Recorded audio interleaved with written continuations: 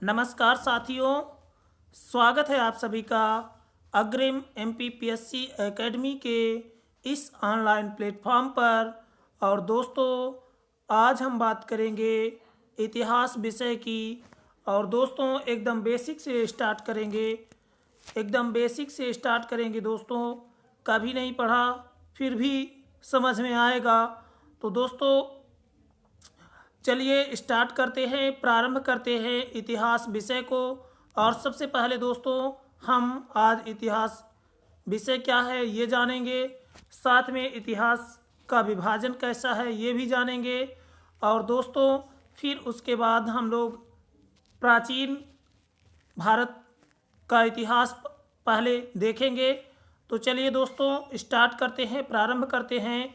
उससे पहले दोस्तों, यदि आप लोगों को ये वीडियो अच्छा लगे तो वीडियो को लाइक, शेयर और चैनल को सब्सक्राइब करना ना भूलें। और दोस्तों, कंप्लीट इतिहास आपका कराया जाएगा दोस्तों। 40 चैप्टर इसमें लग सकते हैं, लेकिन दोस्तों आप लोग धैर्य बनाए रखिएगा। और ये दोस्तों बारी बारी से आप लोगों को मिलता रहेगा। तो चलिए दोस्तों प्रारंभ करते हैं इतिहास विषय। तो इतिहास क्या है? सबसे पहले दोस्तों, इतिहास क्या है? तो इतिहास शब्द क्या है दोस्तों? इतिहास शब्द हम लोगों ने एनसीईआरटी कक्षा 6वीं और कक्षा 7वीं इसी चैनल पर डिस्कस की है। तो उसमें हमने देखा है कि इतिहास क्या है। ठीक है दोस्तों, तो आप लोगों को मैं बताना चाहूँगा कि मेरे द्वारा कक्षा 6वीं की और 7वीं की हिस्ट्री सब्जेक्ट की एनसीईआरटी कवर कराई गई है इसी चैनल पर। तो दोस्तों, आप लोग चैनल पर जा कर के ज़रूर एनसीईआरटी देखें। और उससे क्या होगा दोस्तों, बेस तैयार होगा। और ये भी दोस्तों एनसीईआरटी बेस्ड ही बुक है। और इसी के आधार पर हम लोग पूरे जो है तो इतिहास सब्जेक्ट को देखेंगे। तो चलिए दोस्तों एक एक करके देखते चलते हैं। तो इसमें इतिहास विषय के बारे में जो बताया गया है कि इतिहास क्या है, तो दोस्तों देख लेते हैं कि इतिहास क्या है। ठीक है दोस्तों, तो चलिए देखते हैं इतिहास क्या है। हिस्ट्री यूनानी ग्रीक शब्द हिस्टोरिया से बना है। तो हिस्ट्री क्या है दोस्तों? यूनानी ग्रीक शब्द हिस्टोरिया से बना है। ठीक है दोस्तों, जिसका शाब्दिक अर्थ अन्वेषणों से प्राप्त ज्ञान है, नॉलेज एक्वायर्ड बाय इन्वेस्टिगेशन।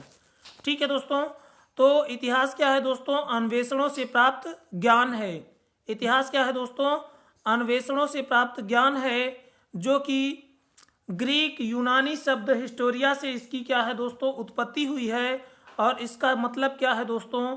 इसका मतलब है अन्वेषणों से प्राप्त ज्ञान, मतलब नॉलेज एक्वायर्ड बाय इन्वेस्टिगेशन, अन्वेषणों से प्राप्त ज्ञान। ठीक है दोस्तों, इतिहास अतीत का अध्ययन है क्योंकि यह लिखित दस्तावेजों में वर्णित है।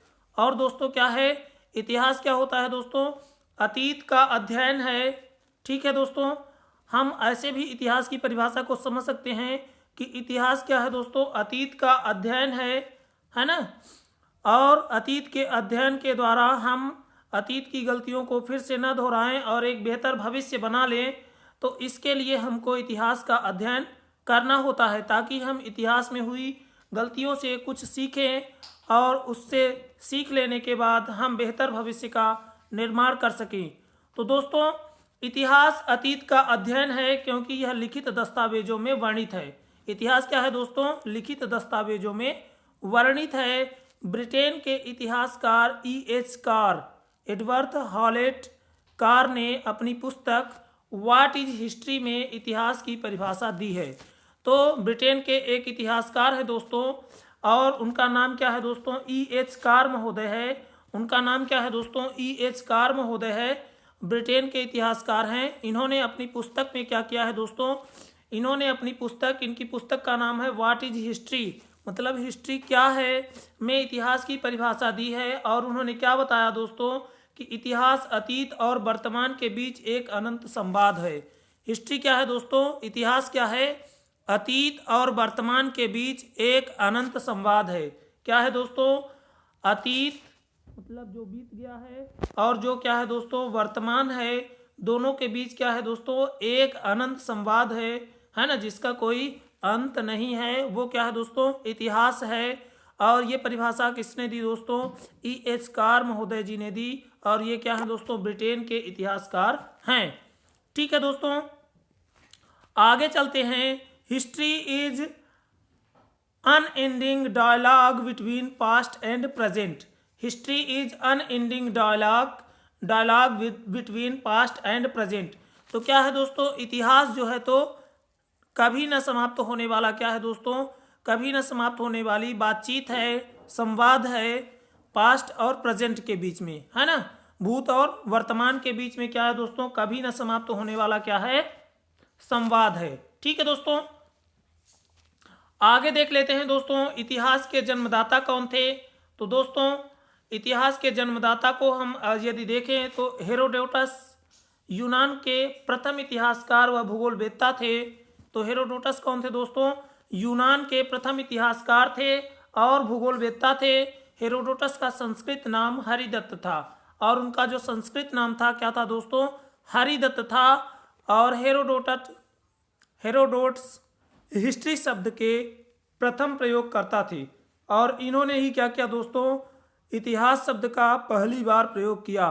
तो इतिहास शब्द का पहली बार प्रयोग किन्होंने किया दोस्तों, इतिहास शब्द का पहली बार प्रयोग हेरोडोटस ने किया। ठीक है दोस्तों, इन्होंने वास्तविक इतिहास लेखन की नींव रखी, और इन्होंने ही क्या किया दोस्तों, जो हमारा वास्तविक इतिहास है उसके लेखन की नींव डाली। रोमन दार्शनिक सिसरो ने हेरोडोटस को इतिहास का जनक पिता कहा। ठीक है दोस्तों, तो रोमन दार्शनिक थे दोस्तों जिनका नाम क्या था, सिसरो था, और इन्होंने ही क्या किया दोस्तों, हेरोडोटस को इतिहास का जनक या पिता कहा। ठीक है दोस्तों, तो सिसरो ने, रोमन दार्शनिक सिसरो ने क्या किया दोस्तों, हेरोडोटस को इतिहास का जनक, फादर ऑफ हिस्ट्री की संज्ञा दी। आगे देख लेते हैं दोस्तों, इन्होंने अपने इतिहास का विषय पेलोपोनेशियन युद्ध को बनाया था, और इन्होंने क्या किया था दोस्तों, अपने इतिहास के विषय को पेलोपोनेशियन युद्ध को बनाया था। इनकी प्रसिद्ध पुस्तक हिस्टोरिका थी, और इनकी पुस्तक कौन थी दोस्तों, प्रसिद्ध जो पुस्तक थी उसका क्या नाम था, हिस्टोरिका नाम था। ठीक है दोस्तों, तो अब तक हमने देखा E.H. कार महोदय की परिभाषा, और साथ में इतिहास के जनक हेरोडोटस को इस तरह से वो दिखते थे। ठीक है दोस्तों, यदि ये आपको फिगर कहीं मिले, ये तस्वीर आपको मिले, तो आप समझ जाइएगा कि ये हेरोडोटस इतिहास के पिता या फादर ऑफ हिस्ट्री की क्या है दोस्तों, तस्वीर है। आगे देख लेते हैं दोस्तों इतिहास का विभाजन। इतिहास का विभाजन कैसे किया गया है। तो दोस्तों इतिहास को 3 वर्गों में विभाजित किया गया है। ठीक है दोस्तों, इतिहास को 3 वर्गों में विभक्त किया जा सकता है। पहला है प्राक इतिहास या प्रागैतिहासिक काल, इसी को क्या कहते हैं दोस्तों, प्री हिस्ट्री पीरियड कहते हैं। तो प्राक इतिहास या प्रागैतिहासिक काल या इसी को प्री हिस्ट्री पीरियड कहा जाता है। दोस्तों लिखित इतिहास के पहले कालखंड को प्रागैतिहासिक काल कहा जाता है। तो ऐसा इतिहास दोस्तों जो लिखा गया है उसका जो पहला कालखंड है, पहला जो टाइम पीरियड है दोस्तों, तो उस समय को क्या कहते हैं दोस्तों, प्रागैतिहासिक काल कहा जाता है। और इस कालखंड के लोगों को लिपि या अक्षर का ज्ञान नहीं था, और इस टाइम पीरियड के जो लोग थे दोस्तों उनको लिपि और अक्षर का ज्ञान नहीं था, वो लिख नहीं पाते थे। ठीक है दोस्तों, उनको लिखने और अक्षर ज्ञान नहीं था। यह आदिम लोगों का इतिहास पत्थर व हड्डियों के औजारों तथा उनकी गुफा चित्रकारी के आधार पर लिखा गया। और यह क्या था दोस्तों, जो प्राक इतिहास है दोस्तों, तो प्राक इतिहास का क्या है दोस्तों, जो आदिम लोग थे उनका इतिहास क्या था दोस्तों, पत्थर और हड्डियों के औजारों तथा उनकी गुफा चित्रकारी के आधार पर लिखा गया है, और पाषाण काल को इसके अंतर्गत रखा गया है।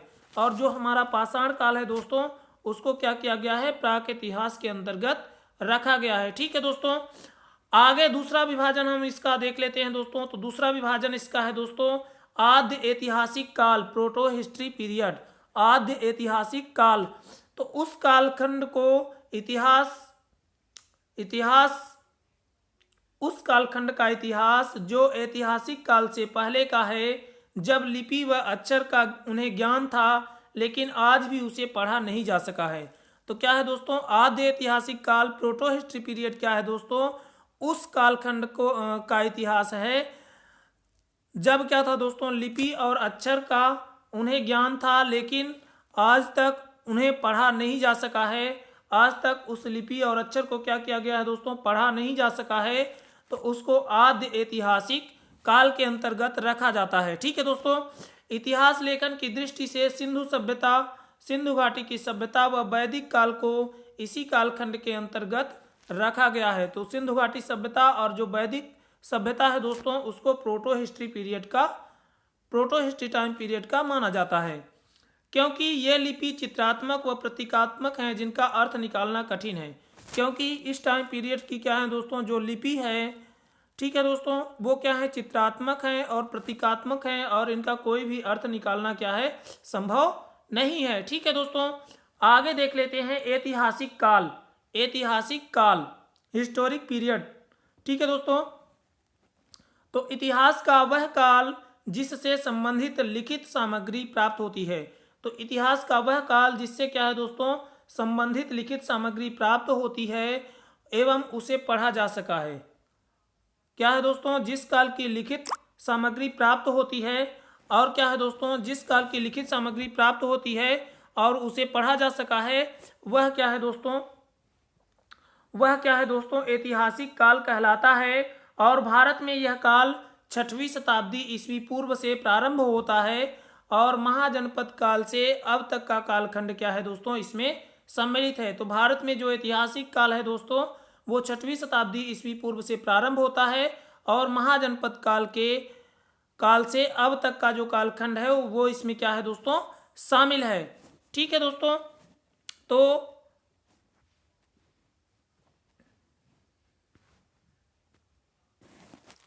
तो दोस्तों हमने इतिहास के विभाजन को देखा। तो इतिहास के विभाजन में दोस्तों प्री हिस्ट्री मतलब दोस्तों जिसका क्या है, कोई भी लिखित साक्ष्य नहीं मिला है, वो क्या है दोस्तों, प्राग ऐतिहासिक है। और आद्य ऐतिहासिक मतलब जो दोस्तों जिसका क्या है, लिखित साक्ष्य तो मिला है लेकिन उसको पढ़ा नहीं जा सका। और दोस्तों ऐतिहासिक काल, तीसरा जो विभाजन है दोस्तों, वो क्या है, ऐतिहासिक काल है। और ऐतिहासिक काल में क्या है दोस्तों, ऐतिहासिक काल में हमने क्या किया है दोस्तों, हमने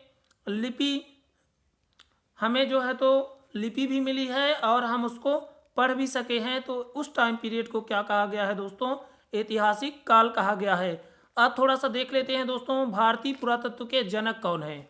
तो भारतीय पुरातत्व के जनक कौन है, ठीक है दोस्तों, तो भारतीय पुरातत्व के जनक कौन है। तो भारतीय पुरातत्व ASI archaeological survey of India British पुरातत्व शास्त्री विलियम जोन्स द्वारा 15 जनवरी 1784 को स्थापित Asiatic Society of Bengal Kolkata के उत्तराधिकारी थे। ठीक है दोस्तों, तो जो क्या है, ब्रिटिश पुरातत्व शास्त्री विलियम जोन्स थे जो दोस्तों, उन्होंने क्या किया था, 15 जनवरी 1784 को जो एशियाटिक सोसाइटी की ऑफ बंगाल की स्थापना कोलकाता में हुई थी, उसके क्या थे दोस्तों, उत्तराधिकारी थे। कौन दोस्तों, विलियम जोन्स।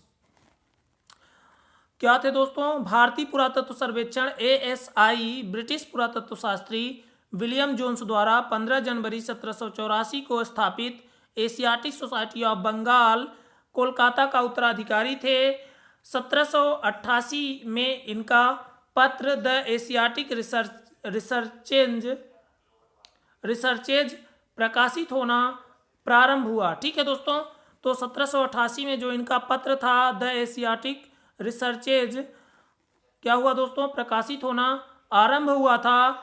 और 1814 में यह प्रथम संग्रहालय बना। और क्या हुआ दोस्तों, 1814 ईस्वी में यह क्या हुआ दोस्तों, पहला संग्रहालय बना बंगाल में। ASI अपने वर्तमान रूप में 1861 में ब्रिटिश शासन के अधीन सर अलेक्जेंडर कनिंघम द्वारा तत्कालीन वायसराय चार्ल्स जॉन कैनिंग की सहायता से स्थापित हुआ। ठीक है दोस्तों, तो क्या हुआ दोस्तों, ASI जो था, तो विलियम जोन्स ने जो जिसकी स्थापना की थी Asiatic Society of Bengal Kolkata, उसके क्या थे दोस्तों, उत्तराधिकारी थे कौन, विलियम जोन्स, ठीक है दोस्तों। और ब्रिटिश शासन के अधीन सर अलेक्जेंडर कनिंघम द्वारा तत्कालीन वायसराय चार्ल्स कैनिंग की सहायता से स्थापित किया गया था। तो चार्ल्स कैनिंग की सहायता से क्या किया गया था दोस्तों, एएसआई को 1861 में स्थापित किया गया था सर अलेक्जेंडर कनिंघम के अधीन, ठीक है दोस्तों। आगे देख लेते हैं, पुरातत्व के क्षेत्र में महत्वपूर्ण योगदान के लिए कनिंघम को भारतीय पुरातत्व का जनक, फादर ऑफ इंडियन आर्कियोलॉजी कहा जाता है। तो पुरातत्व के क्षेत्र में है ना महत्वपूर्ण योगदान के लिए जो कनिंघम महोदय हैं उनको भारतीय पुरातत्व का जनक, फादर ऑफ इंडियन आर्कियोलॉजी कहा जाता है। 1944 में जब मार्टिमर व्हीलर महानिदेशक बने, जब क्या हुआ दोस्तों, 1944 में मार्टिमर व्हीलर क्या हुए दोस्तों, महानिदेशक बने, तब इस विभाग का मुख्यालय रेलवे बोर्ड भवन शिमला में स्थित था। तो 1944 में क्या हुआ दोस्तों, जब मार्टिमर व्हीलर साहब क्या हुए दोस्तों, महानिदेशक बने, तब इस विभाग का मुख्यालय रेलवे बोर्ड भवन शिमला में स्थित था। और यह भारतीय पुरातत्व सर्वेक्षण, पर्यटन एवं संस्कृति मंत्रालय के अंतर्गत कार्य करता है। और ये क्या करता है दोस्तों, भारतीय पुरातत्व सर्वेक्षण, पर्यटन एवं संस्कृति मंत्रालय के अंतर्गत कार्य करता है। कौन दोस्तों, ASI, archaeological survey of India, ठीक है दोस्तों। अब प्रमुख महानिदेशकों को देख लेते हैं दोस्तों, प्रमुख महानिदेशकों को देख लेते हैं। तो प्रमुख महानिदेशकों में दोस्तों सर अलेक्जेंडर कनिंघम, ठीक है दोस्तों, ये क्या हैं, जनक हैं। 1871, 1885, James Burgess 1886-89, John Marshall 1902, 1928, Harold Hargreaves 1928, 1931, Rai Bahadur Dayaram Sahni 1931, 1935, J F Blakiston 1935-37, Rai Bahadur K N Dikshit 1937-44, ठीक है दोस्तों। और sir Mortimer Wheeler 1944-1948, N P Chakravarti 1948-1950, Madho Swarup Vats 1950 से 1953, ए घोष 1953-1968, बीबी लाल 1968-1972, ठीक है दोस्तों। प्रथम भारतीय महानिदेशक राय बहादुर दयाराम साहनी जी थे दोस्तों, ठीक है। अब देखते हैं दोस्तों, बीबी लाल 1968-1972, एम देश पांडे थे दोस्तों 1972-78, बी के थापर ये 1978-1985 ईस्वी क्या थे दोस्तों, ये सभी क्या थे दोस्तों, महानिदेशक थे एएसआई के, आर्कियोलॉजिकल सर्वे ऑफ इंडिया के, ठीक है दोस्तों। प्रमुख महानिदेशक हैं ये, ठीक है दोस्तों। आगे देख लेते हैं दोस्तों, तो आगे दोस्तों हमारा है पुराणों में युग, पुराणों में 4 युग कौन कौन से थे, ठीक है दोस्तों। तो पुराणों में 4 युग कृत या सतयुग, त्रेता युग, द्वापर युग, कल युग बताए गए हैं। तो पुराणों में दोस्तों 4 युग बताए गए हैं, सतयुग, कृत या सतयुग, त्रेता युग, द्वापर युग, कल युग बताए गए हैं। इसमें हर युग अपने पिछले युग से घटिया बताया गया है। और इसमें क्या बताया गया है दोस्तों कि हर प्रत्येक युग अपने आने वाले युग से क्या है, घटिया है। और कहा गया है कि एक युग के बाद जब दूसरा युग आरंभ होता है तब नैतिक मूल्यों और सामाजिक मानदंडों का अधःपतन होता है। और ये भी इसमें बताया गया है दोस्तों कि जब क्या है एक युग के बाद दूसरा युग प्रारंभ होता है तो क्या होता है, नैतिक मूल्य और सामाजिक जो मानदंड हैं उनमें क्या होता है दोस्तों, अधःपतन होता है, और ज़्यादा क्या हो जाता है, पतन हो जाता है। इतिहास में काल, स्थान व विशेष महत्व को स्पष्ट किया गया है। और इतिहास में क्या किया गया है, काल, स्थान और उसके विशेष महत्व को स्पष्ट किया गया है, ठीक है दोस्तों। तो यहाँ पे हम थोड़ा सा और देख लेते हैं। तो युग कौन सा है दोस्तों, युग अवतार और जीवों का विकास, एक एक करके देखते चलते हैं। सतयुग क्या है दोस्तों, सतयुग में 4 अवतार हुए, मत्स्य अवतार, कूर्म अवतार, वराह अवतार और नरसिंह अवतार। तो मत्स्य अवतार में मछली जलीय जीव था दोस्तों, कूर्म अवतार में कछुआ उभयचर जीव था, स्थल जल दोनों में रहता है। ठीक है दोस्तों। और वराह में क्या था दोस्तों, सुअर थल का पशु था। और नरसिंह अवतार में क्या हुआ दोस्तों, अर्ध मानव के रूप में जन्म हुआ, पशु व मानव के बीच का जीव था। कौन दोस्तों, नरसिंह अवतार।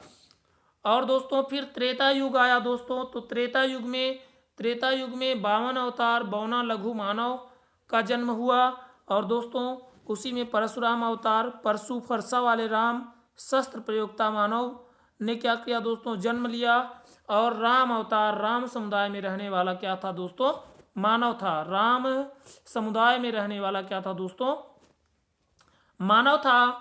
और अगला युग हमारा द्वापर था दोस्तों, तीसरा युग। इसमें कृष्ण अवतार और बुद्ध अवतार हुए। तो कृष्ण पशुपालन करने वाला मानव था, और बुद्ध क्या थे दोस्तों, कृषि कर्म को बढ़ावा देने वाले मानव में आते थे। ठीक है दोस्तों।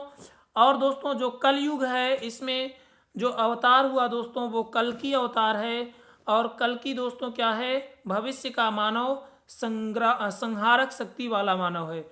भविष्य का जो मानव है वो कल्कि है, और उसकी शक्ति क्या है दोस्तों, शक्ति संहारक क्या है दोस्तों, वो मानव है। और वो मानव क्या है दोस्तों, संहारक शक्ति वाला मानव है। ठीक है दोस्तों।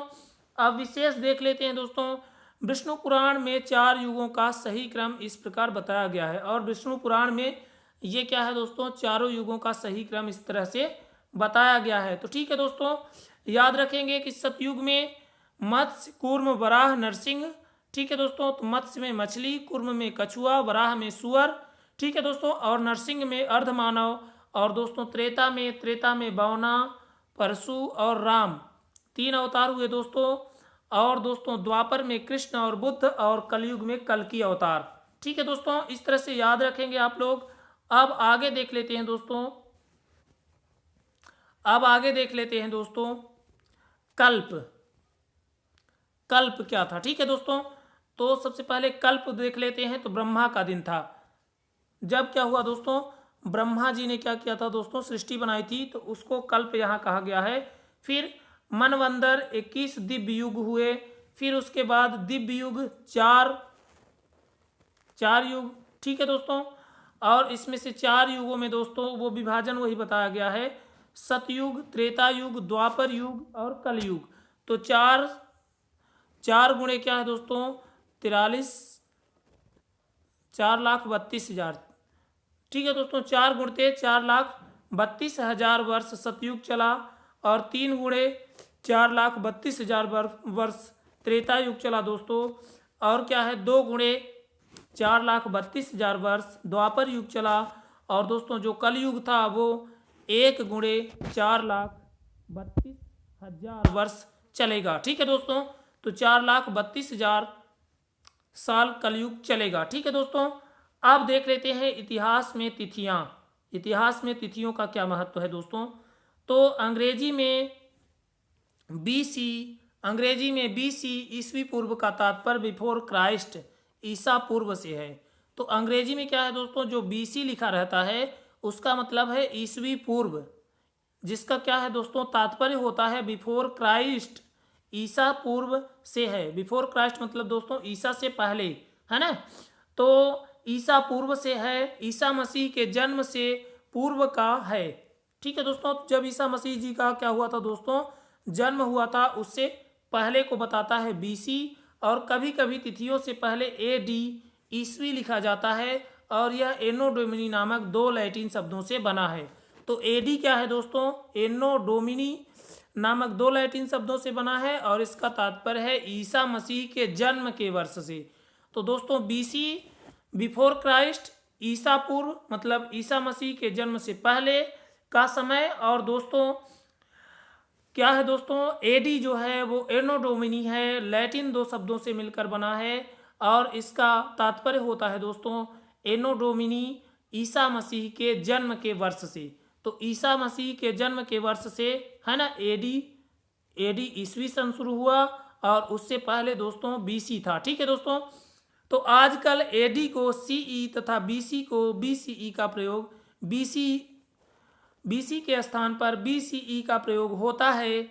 और सीई अक्षरों का प्रयोग कॉमन एरा तथा बीसीई का बिफोर कॉमन एरा के लिए होता है। तो इन शब्दों का प्रयोग इसलिए करते हैं क्योंकि विश्व के अधिकांश देशों में अब कॉमन एरा का प्रयोग सामान्य हो गया है। तो विश्व के क्या है दोस्तों, ज़्यादातर देशों में जो कॉमन एरा है इसका प्रयोग अब क्या हो गया है दोस्तों, सामान्य हो गया है। कभी कभी अंग्रेजी में बीपी अक्षरों का प्रयोग, कभी कभी क्या होता है दोस्तों, अंग्रेजी के बीपी अक्षरों का भी प्रयोग होता है, और जिसका क्या तात्पर्य होता है दोस्तों, जिसका तात्पर्य होता है बिफोर प्रेजेंट।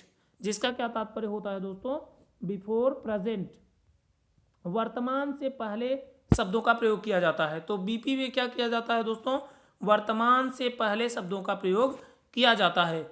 अब देख लेते हैं दोस्तों, यही थोड़ा सा फिगर से देख लेते हैं। जैसे ये क्या है दोस्तों, ईसा मसीह साहब हैं, ईसा मसीह जी हैं। ठीक है दोस्तों, ये फिगर किनका है, ये जो है तो ईसा मसीह जी हैं, उनकी तस्वीर है। ठीक है दोस्तों, जब इनका जन्म हुआ तब 1 ईस्वी थी। ठीक है दोस्तों, तब से पहली ईस्वी मानी गई, और इसके आगे जब बढ़ते हैं दोस्तों तो एडी रहता है, और इसके जब पीछे जाते हैं दोस्तों तो बीसी रहता है। जैसे ईस्वी के क्या है दोस्तों, जब आगे चले तो 78 एडी में क्या हुआ दोस्तों, 78 एडी में शक संवत, और 622 एडी में हिजरी संवत। ठीक है दोस्तों, तो जब ये इनके जन्म से आगे की ओर जाएंगे तो क्या होगा, एडी लगेगा, और जब इनके जन्म के पहले की ओर की घटनाओं की तरफ जाएंगे तो क्या होगा दोस्तों, बीसी लगेगा। ठीक है दोस्तों, बिफोर क्राइस्ट मतलब उनके जन्म से पहले या ईसा पूर्व, ऐसा कह सकते हैं। तो यहाँ पे जैसे जूलियन कैलेंडर 46 बीसी पहले, और विक्रम संवत क्या है दोस्तों, 58 बीसी पहले, है ना, लागू किया गया था। तो इस तरह से ये शब्दावलियां आप लोगों को समझ में आई होगी। ठीक है दोस्तों, अब आगे देख लेते हैं समय शब्दावलियां। ठीक है दोस्तों, समय शब्दावलियां। ठीक है दोस्तों, आमतौर पर ये जो है तो चीज़ें आप लोगों को नहीं पढ़ाई जाती हैं, तो इसलिए मैंने सोचा कि एकदम बेसिक से स्टार्ट करके आप लोगों के लिए पूरा एकदम निचोड़ लेकर के चलें। ठीक है दोस्तों, तो एकदम समरी के रूप में है ना, ज़्यादा विस्तृत नहीं है। आप लोग थोड़ा सा इत्मीनान बनाए रखिएगा और धैर्य से सुनते चलिएगा।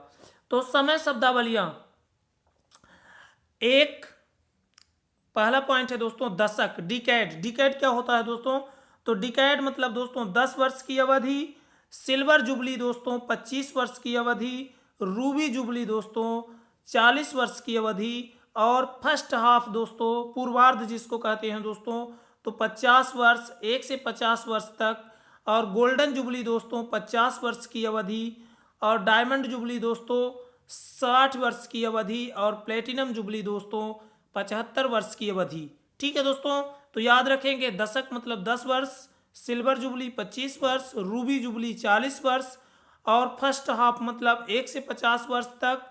ठीक है दोस्तों, सदी का प्रथम 50 वर्ष पूर्वार्ध या फर्स्ट हाफ कहलाता है, और गोल्डन जुबली दोस्तों, गोल्डन जुबली 50 वर्ष की अवधि, और डायमंड जुबली 60 वर्ष, और प्लेटिनम जुबली 75 वर्ष की अवधि को कहा जाता है। ठीक है दोस्तों, और सेकेंड हाफ क्या होता है दोस्तों, 51 से 100 तक, मतलब सदी का द्वितीय 50 वर्ष, तो 51 से लेकर के 100 वर्ष तक उत्तरार्ध कहलाता है, सेकेंड हाफ कहलाता है। और सदी क्या है दोस्तों, शताब्दी क्या होती है, 100 वर्ष की अवधि।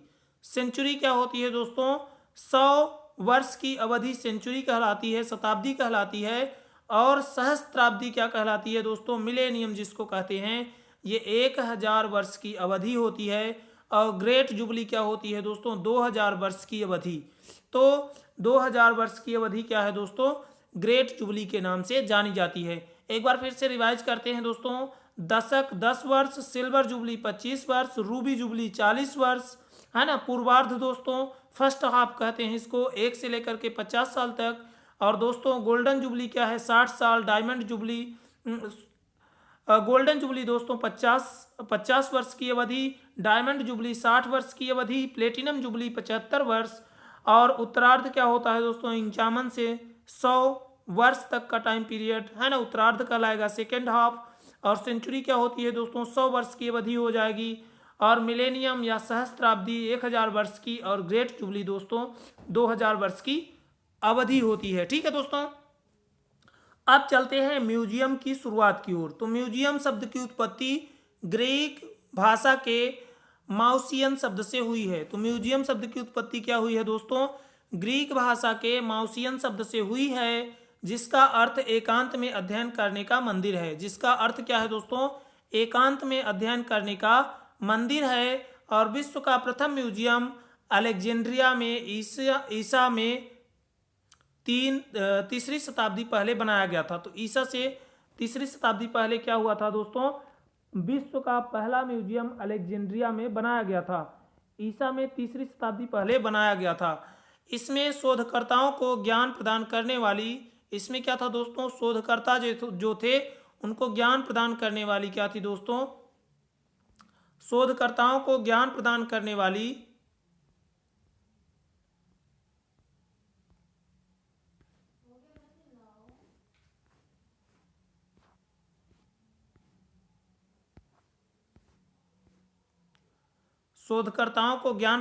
वाली जानकारियां इसमें थी।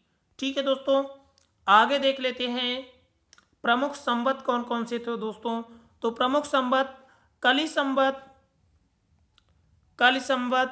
3102 बीसी महाभारत युद्ध व राजा परीक्षित के जन्म के समय से आरंभ हुआ। तो कली संवत क्या था दोस्तों? 3102 बीसी पहले दोस्तों, 3102 बीसी पहले महाभारत युद्ध और राजा परीक्षित के जन्म के समय आरंभ हुआ। सप्तर्षि संवत दोस्तों 3076 बीसी, 3076 बीसी, इसे लौकिक संवत भी कहा जाता है। कली संवत के 25 वर्ष बाद कश्मीर में प्रचलित था। तो कली संवत के क्या था दोस्तों? 25 वर्ष बाद सप्तर्षि संवत 3076 बीसी में आया और ये कश्मीर में प्रचलित था। फिर दोस्तों बुद्ध संवत आया। बुद्ध संवत 544 बीसी में श्रीलंका की गणना अनुसार बुद्ध संवत 544 बीसी में प्रारंभ हुआ। महात्मा बुद्ध के निर्माण की वास्तविक तिथि 486 बीसवी थी। क्या थी दोस्तों? 486 बीसी क्या थी दोस्तों? महात्मा बुद्ध के निर्माण की वास्तविक तिथि थी। महावीर संवत 527 बीसी, महावीर स्वामी का आरंभ इस संवत का प्रयोग जैन सभा से संबोधित गणनाओं में हुआ है। विक्रम संवत 58 बीसी मालवा के शासक राजा विक्रमादित्य द्वारा उज्जैनी में शकों पर विजय प्राप्त करने के उपरांत चलाया गया, इसे मालवा संवत भी कहते हैं। ठीक है दोस्तों, आगे है ईसा मसीह का जन्म। ईसा मसीह का जन्म प्रथम शताब्दी माना गया है, जिससे पहले का काल बीसी और बाद का काल एडी कहलाया। तो ईसा मसीह का जो जन्म है दोस्तों वो प्रथम शताब्दी माना गया और इससे पहले के टाइम पीरियड को बीसी और इसके बाद के टाइम पीरियड को एडी कहा जाता है। आगे दोस्तों शक संवत 78 एडी कुषाण राजा कनिष्क द्वारा शकों पर विजय के बाद शुरू किया गया था। तो कुषाण शासक जो था दोस्तों कनिष्क, उसने शकों पर विजय की थी और उसके बाद ही शक संवत शुरू किया था, जिसे भारत सरकार द्वारा 22 मार्च 1957 को आधिकारिक कैलेंडर घोषित किया गया। तो भारत सरकार ने इसको कब अपनाया दोस्तों शक संवत को? तो 22 मार्च 1957 को आधिकारिक कैलेंडर घोषित किया भारत सरकार ने। आगे देखते हैं दोस्तों, इसे शालिवाहन संवत भी कहते हैं और यह भारत का राष्ट्रीय संवत है। और क्या है दोस्तों? ये भारत का राष्ट्रीय संवत है। आगे देख लेते हैं दोस्तों कलचुरी संवत। कलचुरी संवत 248 एडी से आभारी राजा ईश्वर सेन बाद में चेदी के कलचुरियों द्वारा प्रयुक्त होने वाला यह कलचुरी संवत कहलाया। तो चेदी के कलचुरियों द्वारा प्रयुक्त होने वाला यह संवत कलचुरी संवत कहलाया। आगे दोस्तों गुप्त संवत 319 एडी में प्रारंभ हुआ था दोस्तों। 319 एडी में गुप्त वंशी शासक चंद्रगुप्त प्रथम द्वारा प्रारंभ किया गया था।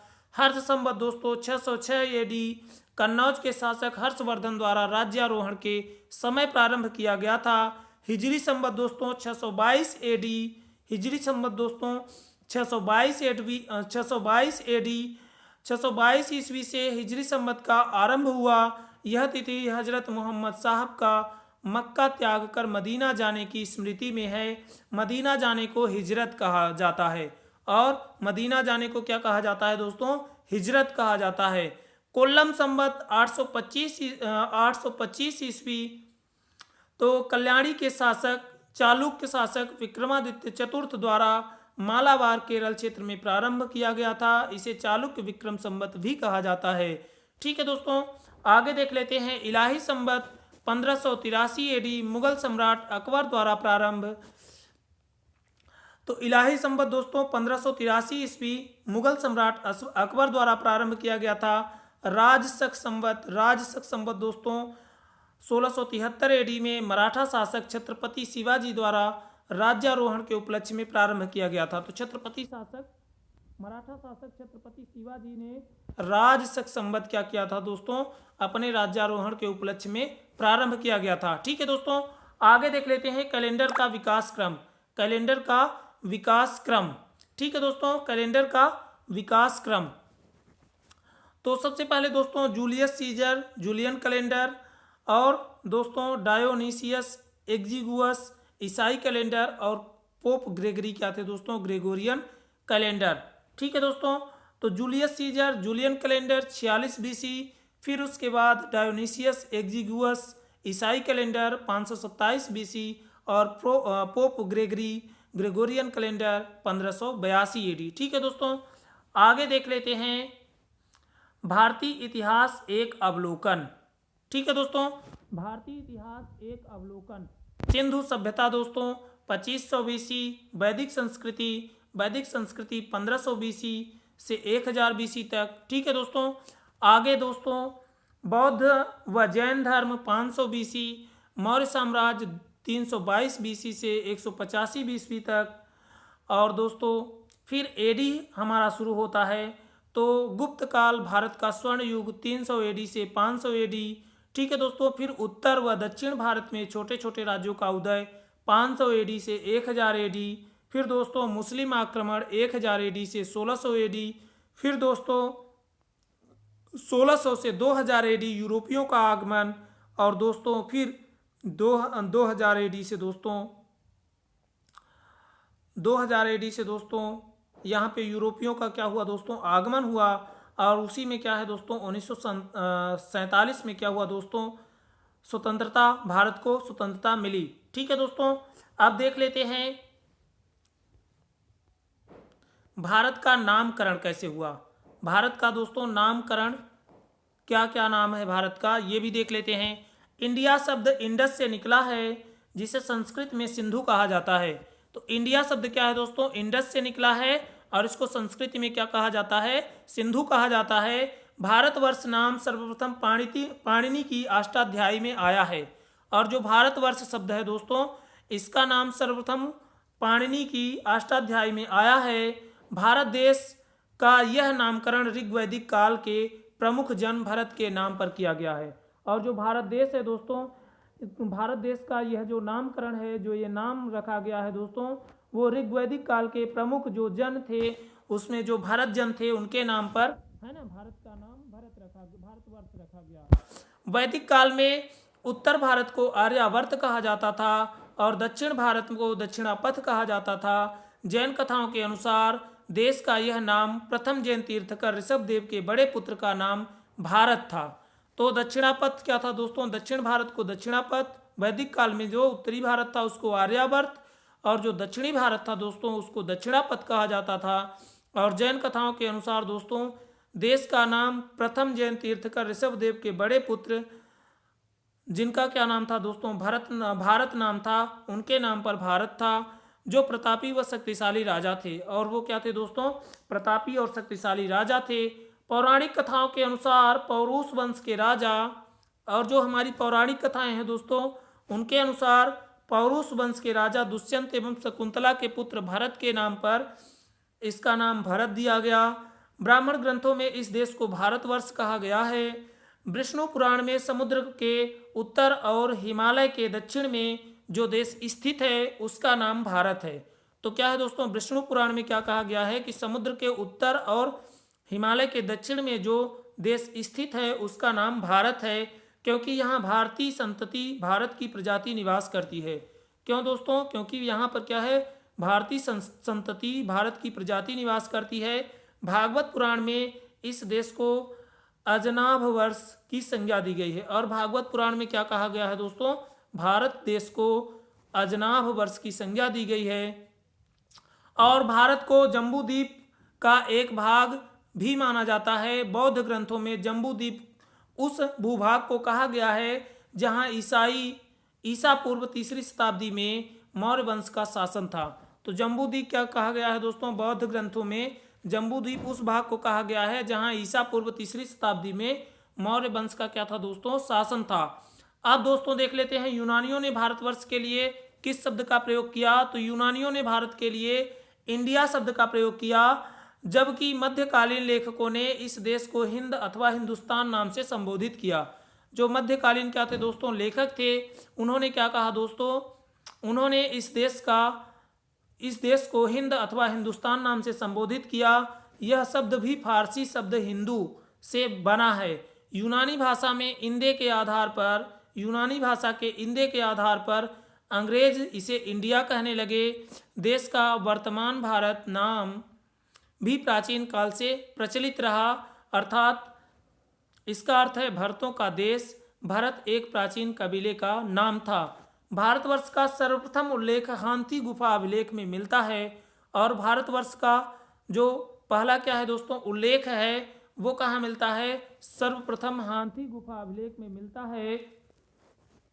और दोस्तों हिंदुस्तान शब्द क्या है? हिंदुस्तान शब्द का उल्लेख 262 ईस्वी के सासानी अभिलेख से मिलता है। ठीक है दोस्तों, भारत के संविधान के अनुच्छेद 1 में भारत अर्थात इंडिया राज्यों का संघ होगा। India that is Bharat shall be a union of state. तो भारतीय संविधान के अनुसार दोस्तों अनुच्छेद 1 में बता दिया गया है कि भारत क्या होगा? भारत अर्थात इंडिया राज्यों का संघ होगा। India that is Bharat shall be A union of state. ठीक है दोस्तों, तो भारत और इंडिया दोनों का प्रयोग किया गया है भारतीय संविधान में, है ना, इस देश के लिए। ठीक है दोस्तों, अब देख लेते हैं आगे।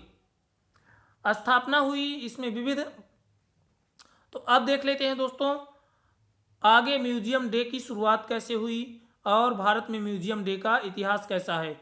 तो म्यूजियम के प्रति लोगों में जागरूकता लाने, संरक्षित करने में लोगों के योगदान देने के लिए संयुक्त राष्ट्र ने इंटरनेशनल म्यूजियम डे मनाने की शुरुआत की। तो म्यूजियम डे की शुरुआत क्यों हुई दोस्तों? जो म्यूजियम था उसके प्रति लोगों में जागरूकता लाने के उद्देश्य से और उसको संरक्षित करने में लोगों के योगदान देने के लिए यूएन ने क्या किया दोस्तों? इंटरनेशनल म्यूजियम डे मनाने की शुरुआत की। और प्रथम बार म्यूजियम डे 1983 में मनाया गया। प्रतिवर्ष 18 मई को वर्ल्ड म्यूजियम डे मनाया जाता है। तो दोस्तों प्रतिवर्ष क्या है? 18 मई को क्या मनाया जाता है दोस्तों? वर्ल्ड म्यूजियम डे मनाया जाता है। अब भारत में म्यूजियम का इतिहास क्या है दोस्तों, उसको क्रमवार देख लेते हैं। तो भारत में म्यूजियम का इतिहास काफ़ी पुराना है। भारत का प्रथम म्यूजियम 1814 में कलकत्ता में स्थापित किया गया था। तो भारत का जो पहला म्यूजियम था दोस्तों वो कब? 1814 में कलकत्ता में स्थापित किया गया था।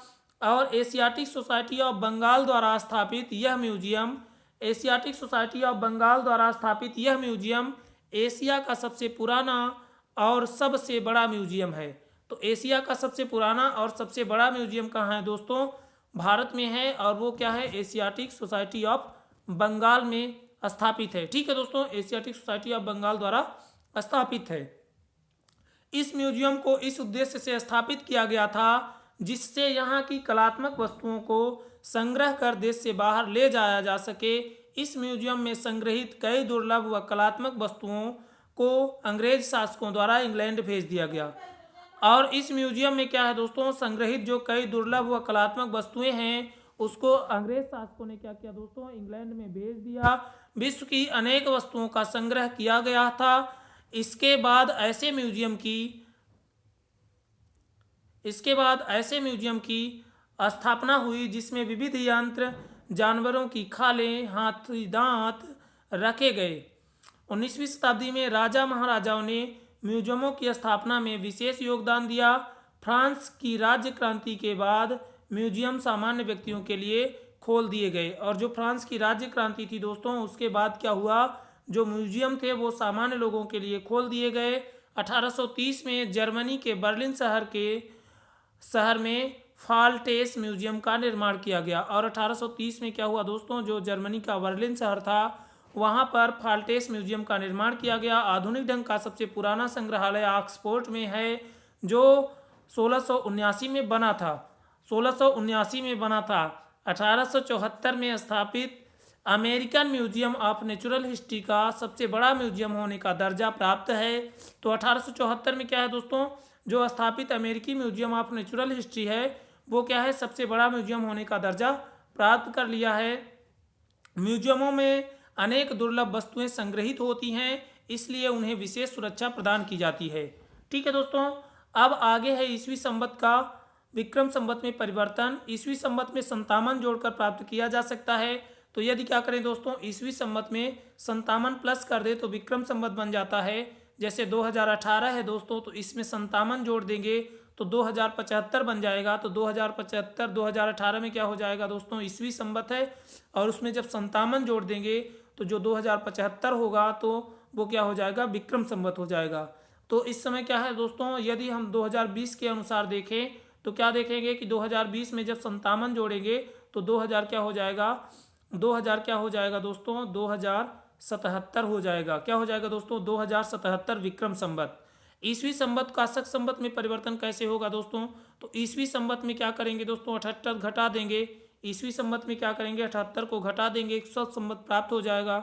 जैसे क्या है दोस्तों, 2018 में -78 कर देंगे तो 1940 क्या हो जाएगा, शक संवत हो जाएगा। विक्रम संवत का ईस्वी संवत में कैसे परिवर्तन होगा, तो विक्रम संवत में 57 घटाकर, विक्रम संवत में से 57 घटाकर प्राप्त किया जा सकता है। तो विक्रम संवत में क्या करेंगे, 57 घटाएंगे तो ईस्वी संवत मिलेगा।